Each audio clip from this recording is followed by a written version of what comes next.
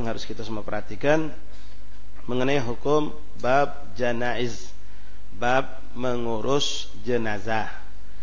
Bab mengurus jenazah atau perkara yang berhubungan dengan hukum-hukum mengurus tajhizul jenazah, yang mempersiapkan mayit. Ini bab yang cukup luas. Memang mempelajari ilmu ini hukumnya fardu kifayah. Ya, tapi untuk tahu alangkah bagusnya kita. Ada kalanya kita kepepet, tidak ada orang yang ngerti, di situ kita yang maju. Atau ketika kita paham melihat ada satu kesalahan, kita bisa menjelaskan atau meluruskan kesalahan. Karena baru-baru ini menyedihkan, sangat menyedihkan ikhwani rahimakumullah. Al-Bagir pernah masuk ada orang wafat, ya. Jadi kebetulan kita takziah, mampir mayit kebetulan sedang dimandikan. Jadi wong langsung ngajak kita masuk. Nah, terkejut kami waktu pas masuk nyengok wong yang mandikan ini begitu teledor. Jadi aurat itu terbuka nih. Jadi belakang tuh dari bokong sampai ke ujung kaki terjengok. Pas dia ngangkat itu tidak boleh, itu haram hukumnya. Jadi hati-hati mandi ke mayit ini jangan sampai kita teledor. Semasa hidupnya dia haram ke dirinya untuk membuka aurat. Loh, kok kita membuka aurat dia ketika mandikan? Pacak ada cara. Alhamdulillah kami sering mengikuti orang-orang yang memandikan mayit itu dengan ketelatian, dengan hati-hati. Dengan kain untuk telesan mandi itu yang cukup lebar dan banyak lagi hal insyaallah akan kita masuk di sini insyaallah. Ma'asyarul ahbab rahimakumullah. Kita baca apa yang dituang oleh Muhammad bin Husain Al-Habsyi di kitab beliau Fathulillah. Bismillahirrahmanirrahim. Babul janaiz. Bab menjelaskan tentang hal-hal yang berhubungan dengan perkara mengurus mayit jenazah. Ghuslul mayyit wa takfinuhu wa salatu alaihi wa dafnuhu wa hamluhu fardul kifayah wa yusannu fi takfini rajul thalatha lafaif wal mar'a idhar wa khimar wa gamisun wa lafafatain. Ma'asyal ahbab rahimakumullah. Di sini pertama beliau menyebutkan secara umum mayit yang umum. Mayit yang umum artinya kita orang normal meninggal dalam keadaan normal. Nanti di sini kan ada hukum perbedaan antara kita menyikapi mayit yang meninggal dalam keadaan syahid fi sabilillah, yang gugur dalam medan perangan, dan juga orang yang sedang umroh masih dalam keadaan berihram. Itu perlakuan kita terhadap mereka mengurus mayitnya berbeda dengan orang yang normal. Orang yang meninggal dalam perut, dengan wong yang meninggal setelah lahir walaupun cuma sekali narik napas, itu akan juga beda perbedaan dalam mengurus mayitnya. Ikhwani rahimani rahimakumullah. Nah, sekarang kita sedikit beliau menjelaskan ini ghuslul mayyit, memandikan mayit, wa takfinuhu dan mengkafaninya, wassalatu alaih dan menyolatkan mayit, wa dafnuhu kemudian memakamkannya. Lalu beliau menambahkan wa hamluhu. Naam. Ba'du ulama menuliskan kewajiban kita terhadap mayit itu ada 4. Memandikan, mengkafani, menyolatkan dan menguburkan. Tapi sebagian mereka termasuk Habib Muhammad menambahkan di sini wa hamluhu, membawanya. Kenapa? Kalau mayit sudah jahit, sudah rapi, kata ngawaknya tak jadi gawe, berdosa juga kita. Kata enggak ngawak mayit ini. Nah, zaman kita banyak terjadi. Zaman Covid ini, subhanallah ikhwan. Ini kejadian. Begitu di Covid kedua mundur kalau. Mundur tertajuk sampai keluarganya nak nyenguk ketakutan kalau. Subhanallah. Nah, ini kewajiban ya. Jadi wa hamluhu juga termasuk. Karena mayit tidak bisa jalan dewek. Ya, kecuali dengan karomah. Nah, jadi dimandikan di kapan sudah belaga kalau ada yang membawanya tersama, membawa itu dalam arti kata dipikul kah, dibawa pakai mobil kah, artinya dibawa. Semua ini hukumnya fardu kifayah. Fardu kifayah itu kewajiban semua umat ini. Ketika tahu ada seorang muslim meninggal, wafat, maka wajib kita semua untuk mengambil bagian ini. Tapi ketika sudah ada sebagian orang mengambil bagian ini, menjalankan tugas ini, maka yang lain lepas tanggung jawab. Tidak ada tuntutan lagi. Dan kita lepas dari dosa. Tapi kalau tidak ada yang melakukannya, maka dosa sekampung. Sekampung dosa. Nah, ini subhanallah ikhwan, masalah yang jadi polemik di banyak lingkungan kita masyarakat. Ya. Mandi ke jenazah kadang-kadang di satu kecamatan itu, bahkan 2 kecamatan cuma ada si kok wong. Dia itulah. Kadang-kadang kita kesian lihat ini baik perempuan atau laki-laki. Pas ketemu mayit 3 ikut sehari. Dia itulah. Nah, ini generasi ini perlu ada regenerasi orang-orang untuk bisa mandikan mayit. Mandi ke mayit ikhwan rahimakumullah, ngurus mayit pada umumnya, terutama mandikan dan mengkafani, itu karena itu orang tertentu. Kalau nyolat ke ya siapa baik bisa, mungkin barangkali ya. Menguburkan juga orang lain mungkin bisa, tapi memandikan dan mengkafani ini memang orang-orang tidak sembarang orang. Orang yang diberikan Allah kemampuan untuk hal ini luar biasa. Dia sangat luar biasa ikhwani. Kenapa? Karena berkat dia kita terangkat dari dosa. Kita selamat dari dosa. Dia mendapatkan pahala yang besar dari sisi Allah Subhanahu wa taala. Namun nak memandikan ini, mandikan mayit, orang itu hendaklah belajar secara teori dan belajar secara praktek. Wong cuma praktek tanpa teori, boleh jadi akan lebih cantik daripada wong cuma teori tanpa pernah praktek. Tapi alangkah indahnya dan sempurnanya kalau seorang itu memang dia teori sering, praktek sering, karena sering melok. Memang Allah harus melok kita praktek mandi mayit ini. Atau kita ngundang nian seorang yang ahli mandi ke mayit ini, kita datang ke pesantren atau ke majelis, kita praktekkannya, nyingok beliau cara, dan bukan cukup sekali. Tidak cukup sekali. Belum lagi kadang-kadang ada masalah-masalah ketika bagaimana menghadapi mayit yang terbakar, bagaimana menghadapi mayit yang perutnya terburai. Nah, menghadapi mayit yang dia tadi itu ditemukan di sungai dalam keadaan membengkak sudah penuh air. Nah, ini ada teori-teori yang perlu kita pelajari juga. Nah, yang jelas orang yang bertugas mandi ke mayit atau mengkafani ikhwan, yang paling pertama dan utama dia harus seorang yang memiliki sifat amanah. Tidak bisa sembarang orang. Orang yang bisa menahan lidahnya untuk tidak membuka aib yang dia saksikan ketika memandikan mayit atau mengkafani mayit. Karena ini sesuatu yang harus dijaga. Ya, baik itu aib itu yang muncul misalnya tersembunyi di tubuhnya, wong tidak pernah tahu kalau sebulan itu ternyata ada sesuatu yang buruk di pahanya, di badannya, di ketiaknya atau di mana. Ini diharamkan kita menceritakan. Atau juga naudzubillah kadang-kadang keburukan mayit itu ditampakkan Allah karena buruknya sifat dia sepanjang hidup, maksiat yang dia lakukan, lalu ketika dia meninggal maka Allah tampakkan keburukan tersebut. Nah, dalam hal ini ada dua pendapat ulama. Ada yang mengatakan boleh disebarkan kalau memang yang mati ini orang yang mutadhahir bil fisik, wong yang memang bangga dan angkuh dengan kefasikan, bangga dan angkuh dengan kemaksiatan, lalu dia mati dan kita jingok nian, waktu dia mati itu matanya melotot, lidah terjelek, bau busuk tak pernah berhenti. Ini boleh disampaikan buat pelajaran orang-orang yang lain yang masih melakukan perbuatan dosa seperti dia.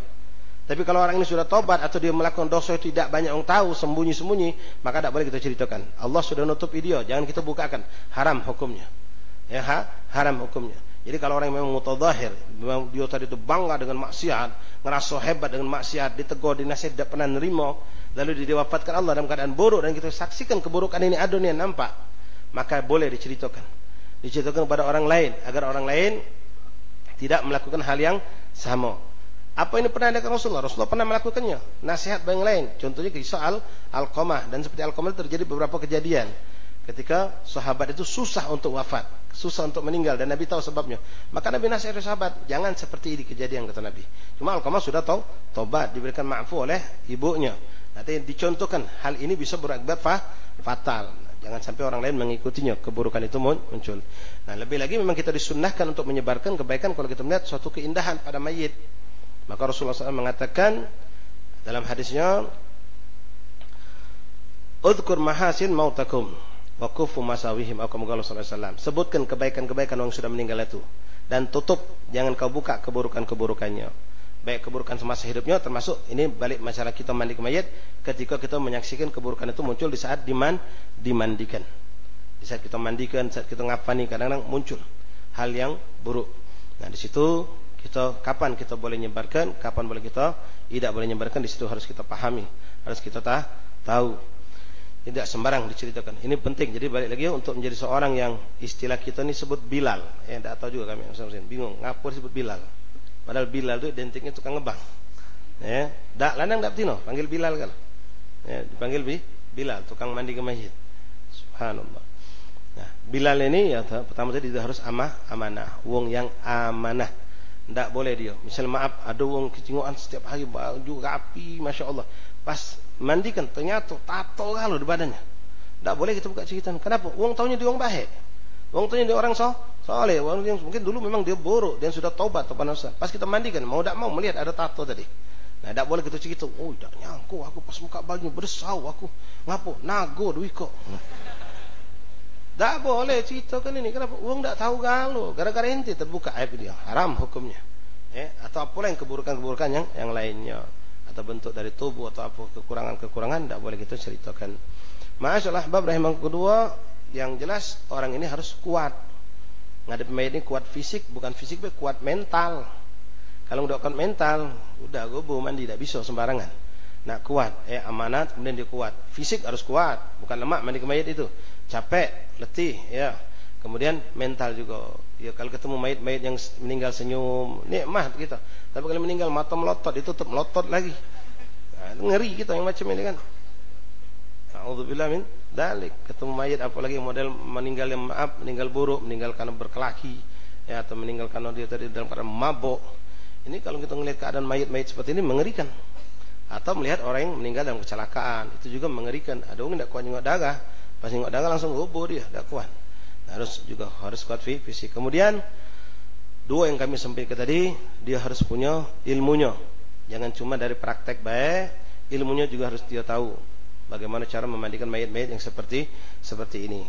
Kemudian mana contohnya, ya ketika ente memang siap untuk jadi tukang mandi mayat, sebelum menghadapi suatu kejadian, ente harus sudah bertanya, mana kalau saatnya menghadapi mayat yang terbakar, dimandikan tidak bisa. Nah, carinya mana? Apa ditayamumkan? Tayamumnya kan macam mana? Bagaimana memandikan mayat yang darah itu tidak pernah berhenti, keluar terus. Nah, ini kan kalau keluar terus darah najis, berarti jalan terus. Nah, mana cara mandinya? Ini juga harus kita pertanyakan. Atau yang badannya terbuka, terburai, isi perutnya segala macam. Nah, ini dipelajari. Ya, belajar dari pengalaman dan juga dari ilmu, digabungkan keduanya. Luar biasa orang mandi ke mayit itu, ya, luar biasa. Apalagi ketika kita memandikan orang-orang soleh, itu satu keberuntungan yang luar biasa. Masalah bab, kemudian di sini hendaklah ya pahami benar. Alangkah bagusnya kalau orang yang mandi ke mayit itu orang yang alim, yang ngerti, sehingga dia pun bisa menjadikan mayit ini cindo di hadapan Allah. Karena setiap mayit itu paling orang soleh pengen mana dia kalau dia ngadep Allah dalam sholatnya, dia berpakaian indah, mandi dengan mandi yang baik, ketika wudhu sempurna, ketika mandi sempurna, berpakaian yang cantik indah dengan keharuman. Ketika dia meninggal, dia pengen dicak itu juga. Dia tidak mau kalau sampai dia dijadikan tidak cantik di hadapan Allah. Bahkan ini pun dalam hadis Rasulullah SAW, Rasul mengatakan, baguskan kamu ngias mayit itu. Kenapa? Dia bakal disambut uang kakek di alam barzakh. Macam kita lah, disambut uang dalam keadaan pakaian tidak rapi, pakaian badan kita tidak indah, malu kita. Nah, ini harus disempurnakan, jangan sampai kita lalai. Jadi orang yang ngerti hukum ini, antum dipilih Allah untuk mandi ke mayit, pahami juga tentang sunnah-sunnah. Mandikan itu sunnahnya apa baik, memwudukkan itu sunnah apa baik. Karena kalau tidak, ini bisa terjadi suatu kerugian buat sang mayit. Kita masih ingat cerita tentang Habib Abdurrahman bin Abdullah bin Husain bin Tahir. Abdurrahman bin Husain itu temannya Habib Muhammad ini. Habib Muhammad bin Husain Al-Habsyi ini pengarang kitab. Beliau punya teman, di antaranya guru beliau adalah Habib Abdullah bin Husain bin Tahir. Nah, Habib Abdullah bin Husain punya anak Habib Abdurrahman min kibar auliyaillah, wali ibn wali. Diceritakan ketika beliau wafat, meninggal, dimandi ke mayitnya. Yang mandi ke ini orang-orang dekatnya, termasuk muridnya, yang mana mereka itu semua dalam keadaan kehilangan guru itu sedih. Dimandi ke mayit ini, mayit. Pas sudah dimandikan, diwudui. Nah, subhanallah, yang wudu itu mungkin bawaan dia tadi ngerasut bawaan kehilangan guru, sedih atau kehilangan orang tua tadi. Jadi lupa menyela-nyela jenggot. Ini kan sunnah kalau wudu. Mandi ke mayit juga sunnah. Wudu disunnahkan ketemu wudu mayit. Jadi mayit ini lupa di sela-sela jari. Sudah selesai, subhanallah, ini karamah ba'dal maut. Ya. Habib Abdurrahman ini tangannya bergerak dewek, nepak banyu. Banyu di sampingnya, tepaknya, lalu menyela-nyela jenggot. Sallallahu alaihi Nabi. Ini karamah. Ya, nepak banyu dewek, lalu nyela-nyela jenggot. Kalau gitu lagi di situ mana? Lagi. Ya, mereka orang-orang soleh itu tidak berlari. Pasti itu kaget. Dan yang mandi gini sadar, Ustaz minta maaf, diciumnya mayit itu. Subhanallah, ikhwan, luar biasa mereka. Ya, mereka luar biasa. Sampai nak meninggal tahu dia bakal ketemu Rasulullah. Dia tidak mau kekurangan itu pada dirinya. Karena Nabi akan tahu di mana letak sunnah yang kita buang, yang mana sunnah kita lakukan. Nah, mereka tidak mau itu. Sampai Allah izinkan untuk menyempurnakan biar ketemu Nabi dalam keadaan cinta. Tidak meninggalkan satu sunnah Rasul pun, walaupun sampai setelah wafat. Wahakata sa'nus salihin. Ya, sunnah itu tidak mau lepas dari mereka. Mereka tidak ridho dengan seperti hal itu. Radhiyallahu ta'ala anhum ajma'in. Jadi kita perlu belajar, ya, belajari secara teori dan butuh praktek berulang-ulang, meloi. Meloi. Pagi dulu ya, alhamdulillah di Tarim kita memang dijadwalkan melok mandikan. Jadi tahu bagaimana cara mandikan wong Tarim, walaupun digilir, cuma sempat beberapa kali melok. Di Palembang juga sempat waktu kami sehat, masih segar sehat dulu. Kadang-kadang waktu baru balik, ya, kami juga belum begitu sibuk waktu itu. Alhamdulillah, ada jenazah, beliau nelpon kita melok mandikan. Ya, minta izin, kalau bukan keluarga kita kan, bukan keluarga kita minta izin. Tunjuk tahu oleh mesehan, ini nak melok anak praktek. Nah, ini seperti itu, bukan selonong boy kita masuk. Ya, tidak boleh, karena itu bakal ada aib-aib. Tapi ikhwani rahimani rahimakumullah. Sekarang kita sebelum masuk bab solat, bab mandi segala macam, perlu kami sampaikan sebelumnya masalah istihdar namanya. Apa itu istihdar? Sikap bagaimana kita ketika menghadapi wong nak meninggal.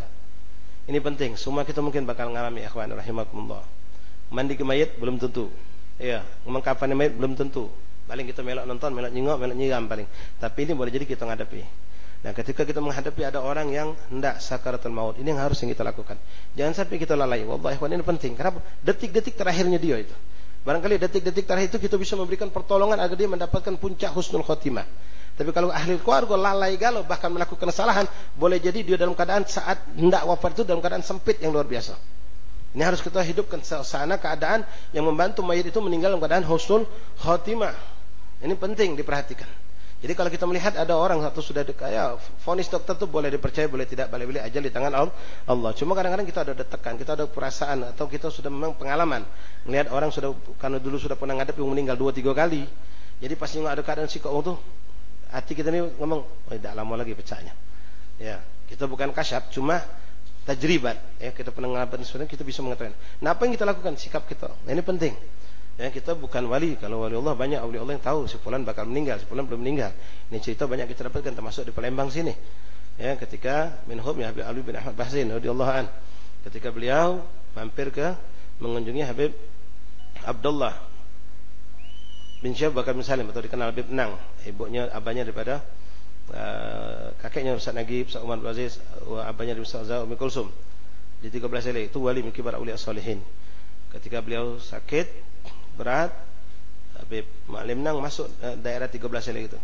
Lalu ketika beliau pulang dari majelis, diminta oleh keluarganya untuk mampir menyengok Habib yang sakit, minta didoakan biar Habib ini panjang umur, sehat wal afiat. Ketika Habib Ali masuk ke situ, Habib Ma'lim Nang masuk nyengok, dan beliau ya dengan izin Allah, beliau dibukakan Allah hijab, beliau tahu dengan keadaan. Beliau tidak mendoakan panjang umur sehat walafiat, tapi beliau mendoakan husnul khotimah. Sehingga keluarganya bingung, Beb, ngapa doakan husnul khotimah? Ngapa tidak doakan abah kami atau abih kami ini panjang umur, kami masih butuh. Habib Ali punya jawaban yang memang itu beliau dapatkan. Apa kata beliau? Kan aku sudah menyaksikan aslaf datang mengunjungi beliau. Ya, disaksikan di situ ada Faqih Muqaddam, ada Muhajirullah, ada Abdul Segaf, Fakhrul Wujud Syekh Bakar bin Salim sudah datang. Berarti sudah datang, sudah menjemput. Kematian sudah pasti dah dekat. Wahakada. Ini pun dialami juga kita dengar karamah Habib Ahmad bin Hamid Al-Ka'ab, dan banyak lagi aulia Allah yang seperti itu. Mereka kasyaf, kita tidak. Cuma kita bisa lihat pada deteksi, ya, bisa melihat dengan kondisi. Maka apa yang kita harus lakukan? Banyak ikhwani. Yang pertama, di antara yang harus kita lakukan, jangan kita kebingungan, gelagapan. Kita bagi-bagi tugas. Pertama kali itu misalnya kita lihat sudah kritis di rumah sakit, mampu dibawa balik, bawa balik ahsan. Meninggal di rumah itu akan lebih cantik daripada di rumah sakit, kecuali rumah sakit Islam. Apalagi naudzubillah kalau meninggal di rumah sakit Kristen, ya, yang ada di situ palang salib segala macam, yaitu kita hindari. Nah, katakanlah ini keadaan di rumah, keadaan di rumah. Yang harus kita lakukan pertama, di bilik itu hilangkan semua foto atau gambar-gambar yang akan mencegah malaikat Allah masuk. Ada foto-foto, kalender, gambar-gambar betina tak benar segala macam itu tinggal hilangkan. Gambar-gambar, foto-foto kudo segala macam yang nampak, ya, lukisan-lukisan itu buang. Hilangkan kalau. Jangan ada nempel di rumah kita, atau foto zaman jahiliyah. Zaman jahiliyah itu tolong ikhwani, kamu sekarang sudah betina-betina kita, istri kita sudah berjilbab, bahkan bercadar. Jangan lagi tempel ke bini kita waktu belum bercadar di ruang tamu gambarnya. Tapi bawa lagi bukan waktu dia belum bercadar, belum berjilbab, masih nempel nganten dulu. Memang gadisnya, jangan, itu singkirkan, masuk ke bilik kita baik. Nah, foto-foto seperti ini juga, muka aurat seperti ini singkirkan, jangan ada. Kemudian cegah jangan ada orang yang bukan muhrim ikut masuk. Yang bukan muhrim jangan boleh masuk. Ketika saat sudah kita lihat ini sudah mendekati sakaratul maut. Jadi yang masuk itu gorobah, ahli baitnya, keluarganya yang tidak ada yang bukan muhrim di situ. Besan, ya, segala macam, tidak usah masuk, minta maaf. Karena ini juga akan membuat mungkin keadaan tidak jadi indah. Kemudian lalu siapkan di situ orang-orang yang kita bagi tugas. Ada yang mentalkinkan, ada yang baca surat Yasin dan surah Ar-Ra'd. Surah Yasin, surah Ar-Ra'd. Berbagi tugas, baca bagian kepalanya. Lalu ada yang mentalkinkan, ada yang mentalkinkan. Nalkinkan jangan cara kita nih kadang-kadang pas bagi itu kita lakukan, bah ngucap ngucap ngucap apa gitu ya. Bah ngucap ngucap sampai kita goyang-goyang, kenapa kita ngucap bah. Nah ini salah, apa dia ngucap apa? Dia biasa sagon langsung ditalkinkan ikhwan, ya, langsung ditalkinkan. Nah ya habada wallah ikhwani, kalau pacak cari orang yang lidah bersih. Yang mentalkinkan ini kalau pacak cari orang yang lidahnya bersih, bukan orang yang suka melakukan suatu dosa dengan lidahnya. La dakhal wala kharaj, tidak dengan sesuatu yang haram masuk atau syubhat, tidak perlu disuka melakukan sesuatu yang ucapan-ucapan yang kotor. Ahli zikir kalau pacak di antara kita. Kalau tidak panggil siapa yang orang kita kenal, orang ahli khair, ahli salah. Kalau tidak kata kalau siapa yang ngado silakan, tidak apa-apa. ya, ditalkinkan. Nah, talkinkan langsung baik, dekat ke telinganya, telinga kanannya, ucapkan la ilaha illallah. Sambil perhatikan mulutnya. Kalau dia sudah kita lihat ada suara menjawab la ilaha illallah, ya, tak disambung Muhammad Rasulullah, tak apa-apa. Yang penting sesuai hadis Nabi sallallahu alaihi wasallam juga, Nabi mengatakan siapa yang akhir hayati, di akhir kalimat hidupnya mengucapkan kalimat la ilaha illallah, dakhalal jannah. Kadang-kadang orang sudah dalam keadaan berat, dia mampu cuma la ilaha illallah sudah cukup. Tak harus kita paksakan Muhammadur Rasulullah. Kembali kepada hadis Nabi tadi. Walaupun syahadatan kita tahu la ilaha illallah Muhammadur Rasulullah. Nah, ketika antum sudah menyaksikan ini orang sudah mengucapkan, maka stop, jangan dibimbing lagi, sudah. Terus perhatikan mulutnya. Kalau ternyata pas sudah diucap dari la ilaha illallah, melok dia la ilaha illallah. Dengar lagi. Aduh. Nah, terucaplah kalimat yang lain lagi, maka berarti la ilaha illallah tadi bukan akhir kalimat, maka talkinkan lagi. Talkinkanlah lagi. Jadi dijingoi, sudah talkin dijingoi. Kalau dia terucap lagi nyebut nama wong, berarti bukan akhir kalimat ini sudah. Maka talkinkan lagi la ilaha illallah. Kalau memang berat untuk dia, maka kalimat lafaz jalalah Allah. Allah dibacakan seperti itu. Ya, dibacakan sampai dia mampu untuk mengucapkan itu. Kalau memang ini orang khair, min ahlil khair, ahli shalah, maaf ikhwan, mogalah dia tuh hidupnya peka. Hidupnya dia bisa dengar, tapi inti bisa talkinkan dan bisa dengar. Dengan izin Allah. Kalau memang dia orang baik, dia orang soleh, apalagi mentalkinkan juga orang baik dan orang soleh. Ikhwan rahimakumullah, kemudian perlu kita perhatikan lagi, kalau memang beliau ini sudah kelihatan mau meninggal dunia, cepat lepaskan apa-apa yang palsu pada dirinya, selagi tidak merusak, termasuk gigi palsu, lepas ke. Dia punya cincin, apalagi yang sekat bukai, emas bukai, yang jelas yang bukai keluarga dekat, bukan wong luar, keluarga dekat, ada saksi, bukan ketedewean, jauhkan dari fitnah. Lepas ke kalau ini. Kalau kita sudah tahu keadaan ini sudah mendekati sakaratul maut. Ada gigi palsu, lepasi. Tapi kalau gigi itu permanen, jangan. Biarkan. Kalau gigi itu permanen, biarkan. Ya. Maki apol itu, yang selipan di mata itu. Mutino demen maki itu. Shopping apa dia? Soplen. Oh, bukan subsiteng bukan. Soplen. Ya. Mengapa nak maki macam-macam itu? Ya, Allah sudah tunjuk kau mata asli. Tahan kau tipu di kau. Tiap pagi nengok mata aku cantik. Kau dah nipu di kau. Banyak betina model macam itu. Naudzubillah, sebagian malah karena virus dia. Yang malah mendapatkan keburukan. Sudahlah, Allah yang tercantik itulah. Biarlah cantik di mata Allah, jaga mata dari memandang maksiat, terangi mata dengan melihat Al-Quran. Memandang wajah orang tua, maka indah mata kita di mata Allah. Indah di mata Rasulullah, bukan indah di mata manusia. Apalagi naudzubillah min dzalik, dengan nanti mandang macam itu dengan tujuan biar dijenguk uang, itu naudzubillah. Itu sudah mendekati pada perzinahan, menjual diri. Ya, bersolek berdandan biar dijenguk uang, naudzubillah. Jadi apa yang palsu dikeluarkan, dilepaskan. Kemudian tadi juga cincin kalau mampu yang sekat-sekat itu, lupasin dari sekarang. Kemudian kalau kita lihat kuku panjang, kalau mampu potonglah mumpung dia belum mengalami yang namanya wafat. Kalau sudah wafat tidak bisa dipotong lagi. Dan ketika memandikan mayit, kuku panjang itu mayit akan merasa kesakitan. Jadi jangan suka memelihara kuku panjang. Tahib. Nah, ikhwan rahimani rahimakumullah, jadi terus dilakukan. Ada yang mentalkinkan, ada yang baca surat, sudah ada baca Yasin. Sudah kalau silakan. Pancing rahmat Allah. Dengan apa? Mau baca rotib silakan, baca qasidah silakan, baca salawat silakan. Pokoknya dipancing rahmat Allah agar malaikat Allah itu kumpul, arwah salihin juga kumpul, bukan sebaliknya, naudzubillah. Jangan cuma terangisan bae gaung. Tidak benar yang macam itu. Sudah sampailah nanti kalau kita dapatkan mayit ini meninggal misalnya. Sebelum itu maaf ya, kita bantu lagi juga dengan cara termasuk ini sunnah Rasulullah SAW, dimana ketika Rasulullah melakukan itu, Rasul melakukan sendiri, yaitu mayit itu diusap mukanya dengan air zam-zam sambil baca salawat. Kalau memang tidak kata air zam-zam, air biasa jadilah, diusapkan. Ya, diusapkan ketika nazar itu. Ini sunnah Rasulullah SAW. Kemudian kalau mayit itu sulit untuk mengucap, sulit terbuka mulutnya, juga disunnahkan gunakan siwak. Tapi kalau orang itu memang biasa bersiwak hidupnya, insyaAllah tidak akan sulit, dia akan dimudahkan Allah. Bahkan Habib Ali bin Abu Bakar Al-Masyhur, abahnya Habib Bakar Masyhur. Ya, Habib Abu Bakar Al-Masyhur kita kenal, ya, tokoh ulama yang masih hidup sekarang, kibar ulama wassalihin. Kita beliau kalau salah Habib Bakar bin Ali bin Abu Bakar lagi Al-Masyhur. Itu ketika wafat itu orang salihin ikhwani, masya-Allah. Ini ba'du salihin yang mereka tahu dirinya bakal wafat. Itu megang siwak dan beliau bersiwak. Sudah tahu dirinya bakal datang ajal. Sudah mandi, sudah rapi, sudah segala macam, terakhir yang dia lakukan siwak. Kalau saya bersiwak, subhanallah, lalu dia mengucapkan kalimat tahlil la ilaha illallah, dia diwafatkan Allah sementara siwak masih di tangannya. Shallallahu alaihi Nabi. Wallah, kebanggaan di hadapan Rasulullah. Siwak masih di tangan. di akhir hayat. Tapi apa jadinya kalau di tangan kita sesuatu yang diharamkan Allah?